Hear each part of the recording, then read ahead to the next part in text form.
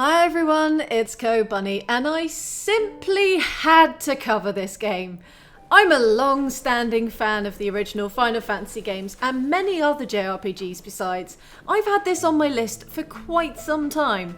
I won't be spoiling anything beyond what's in the Steam description, doing my usual mechanics and so on review. So if this game has piqued your interest but you don't want anyone ruining the story, this is the video for you.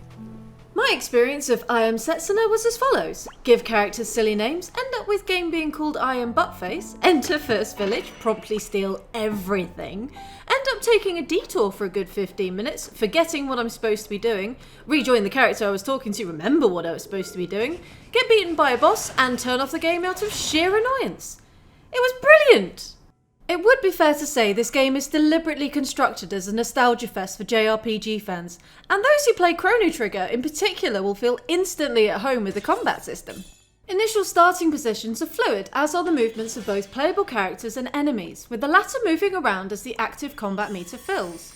For those who might not be familiar, active time mechanics were introduced a long time ago, but were hailed in their day as revolutionary compared to turn-based combat. Turns are dictated by a bar filling, but I Am SETSUNA takes it one step further, with the momentum mechanic. The snowflake also fills over time or after actions, and a secondary button press will unleash extra damage or status effects. As with Chrono Trigger, there are ability synergies, counting as a special ability within the tech part of the combat menu, and requiring mana. These can also be used with momentum to great effect. There's one other thing to look out for, which is the singularity proc. This happens completely randomly, and when it does, you'll see it for the briefest of moments in the top left of the screen.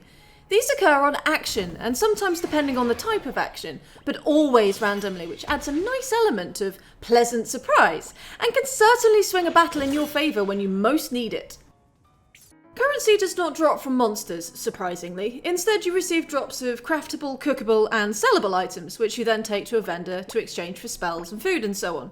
You sell the items required. Now, irritating, I couldn't find any way of showing what I actually had within this menu.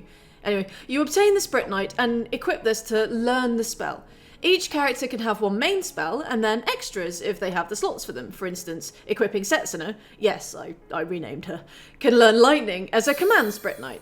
The spell then appears within the tech part of the menu and can be used in battle thereon. Spells are usually multifunctionary, and this allows for a lot of very cool min-maxing with characters if you're into that sort of thing. I've certainly enjoyed mucking about with different setups, and as such have quite the impressive team if I do say so myself. Vendors also stock, as you would expect, weapons, but also these talismans. This is where you get more of those singularity procs that I mentioned previously, and it further adds to the intricate level of personalisation of your characters. This game excels at enabling the player to craft their own bespoke team, and it's one of the key reasons this is a well-constructed RPG. Beyond the main quest, speaking to random NPCs will sometimes give you side quests. This one required items to receive food and a recipe, which could then be passed on to chefs. All chefs learn the recipes when handed in, so there's no real reason not to, and once you've handed in one bunch of items, you can purchase the required food at any time. Food gives all sorts of effects, such as XP increase for the next fight, crit chance and so on. Worth saving for boss battles, definitely. Another thing worth mentioning are the items found out in the game world. These are sparkly objects in roaming areas on the world map, which will sound when you get near. These are not random and can be farmed as they respawn, and some of them can only be found in that one particular place. The same cannot be said of the chests you find around. These are one use only and can contain weapons and so on. Now, you may have noticed that the HP bars are appearing in some of the cuts I've used. People have complained that you can't see them. They've just not played enough, so their complaint is irrelevant. There's an item somewhere in-game. I won't tell you where, of course, but I would advise new players find that as soon as possible.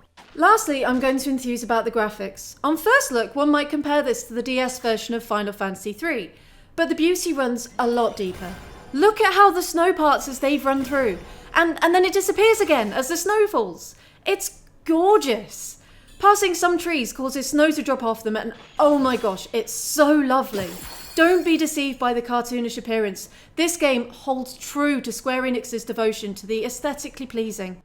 Right, that's quite enough from me. Please leave a like if you feel I deserve it. If you have anything to add, feel free to comment, and please subscribe if you enjoy what I do. Check out my other videos here and hopefully see you soon. Until next time.